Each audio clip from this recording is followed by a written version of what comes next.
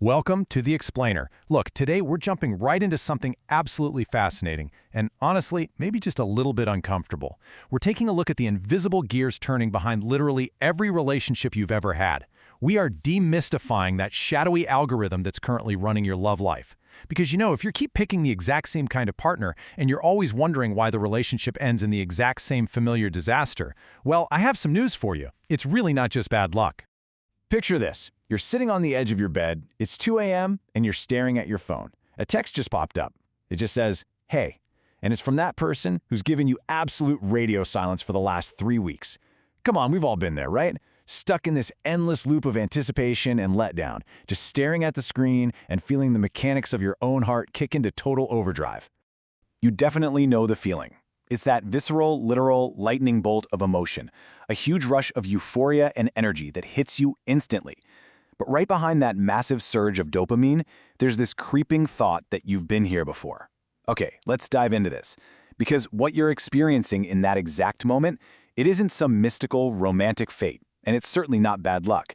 It is a programmed, hardwired blueprint kicking into gear. So, to really understand why you love the way you do, we need to talk about human mechanics. Think of this as your relationship credit score. You know how a bank looks at your financial history to see if you're a safe bet? Well, your nervous system is doing the exact same thing. It's constantly looking at your earliest bonds to decide if another human being is actually trustworthy.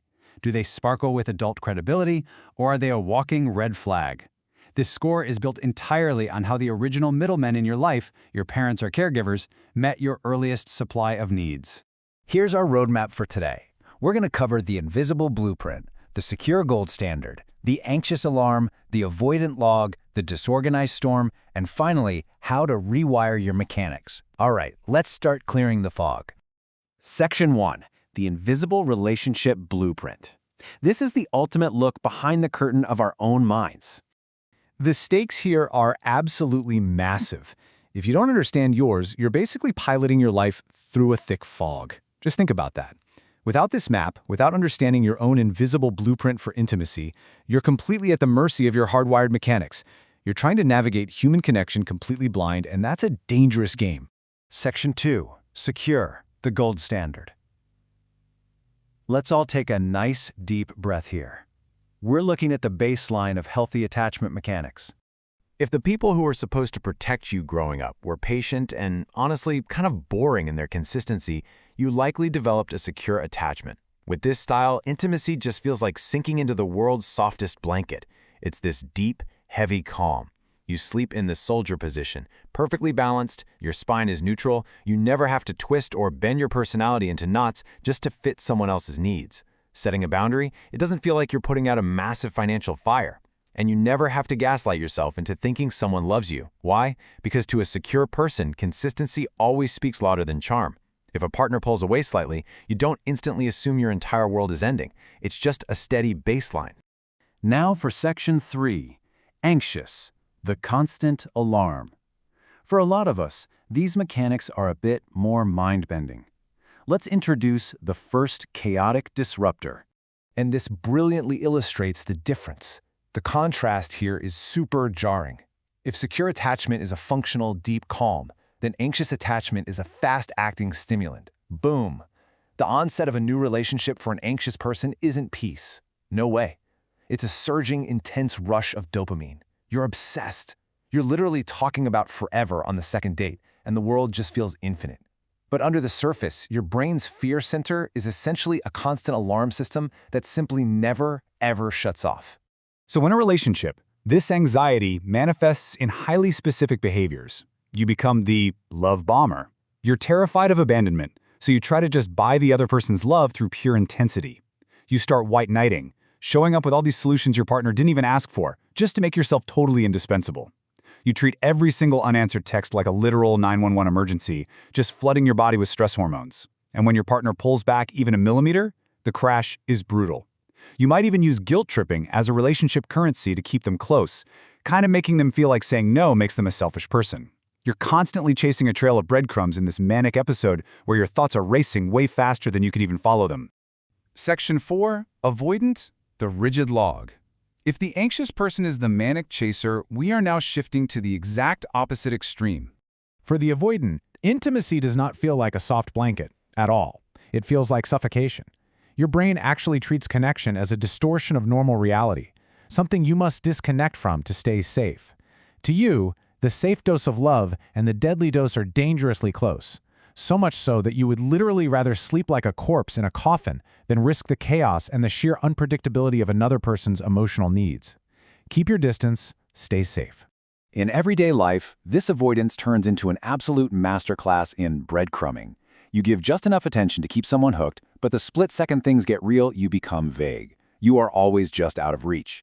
You might even use triangulation, bringing a third person or maybe even a work project into the dynamic just to make your partner's voice feel smaller. And when your system reboots from way too much closeness, you use the silent treatment as a punishment to regain power. Look, it seems malicious, it really does, but it's not. It's just a shadowy algorithm that taught you a long time ago that isolation is always safer than risking humiliation or losing control. Section 5. Disorganized. The inescapable storm. This is the most intense attachment style of all. It's where the mind shatters under pressure that was just too great for a child to bear. For the disorganized style, sometimes called fearful-avoidant, there is absolutely zero middle ground. One moment, your partner is perfect, flawless. The very next moment, they are terrible. It is this exhausting tsunami of black and white thinking because your brain literally cannot hold both truths at once. You desperately want love, but you're completely terrified of the very thing you crave. Your sense of identity shifts constantly, basically mirroring whoever you're with because underneath it all, you aren't exactly sure who you are. Living in this constant emotional emergency mode means you have to rely on really intense survival tactics. Enter the Darvo method. Deny, attack, reverse victim and offender. When a disorganized person is called out on their behavior, taking accountability literally feels like a lethal injection to a super fragile, shifting ego. So they cling to you desperately, but then violently push you away when the fear just becomes too much to bear. It's raw psychological exposure, and it keeps them entirely stuck in survival mode. All right, Section 6. Rewiring your human mechanics. Let's pull back the curtain on the fix. It is time to learn how to rig the game back in your favor. I want you to remember this. Spending time in a loop of anticipation and letdown is like watching inflation quietly steal your future. Your time is the most valuable asset you have in the world. You've got to stop explaining yourself to someone who's just pretending not to understand you. You have to stop letting these invisible gears grind your happiness into monopoly money. So the crucial point is right here on this table. The fix depends entirely on your style. If you're anxious, your fix is learning that consistency speaks louder than charm. You got to stop chasing the noise and realize your value isn't tied to someone else's attention. If you're avoidant, you need to realize that your withdrawal is just fear disguised as independence. True power, that actually comes from having the courage to be seen. And if you're disorganized, the fix is committing to therapy, often years of it, to build a coherent map so you can actually navigate the world safely instead of just reacting to the weather every single day. Rebuilding trust takes time, but it's possible. Ultimately, relationships aren't some Hollywood fantasy. They're human mechanics. They require skills, leverage, and the deep understanding that real wealth isn't built in days. It's built in decades. You have the power to reset your brain's dependency pathways. You can stop letting a childhood blueprint turn your love life into a total nightmare. Choose connection that feels like relief, the kind of connection where your muscles can finally loosen, your racing thoughts quiet down, and the world just stops feeling so incredibly sharp. Which leaves us with this final thought. Is your time too valuable to spend being gaslit by your own heart? If you understood the shadowy algorithm behind your last breakup today, then you are already sparkling with adult credibility. We're building a community here of people pulling back the curtain on the rules of the game. So what modern ritual or psychological trap should we decode next? Whether it's why you can't stop doom scrolling at 2 a.m. or something else entirely, drop it in the comments below. Hit that subscribe button so you're here for the next reset, and let me know what you want to see this explainer tackle next.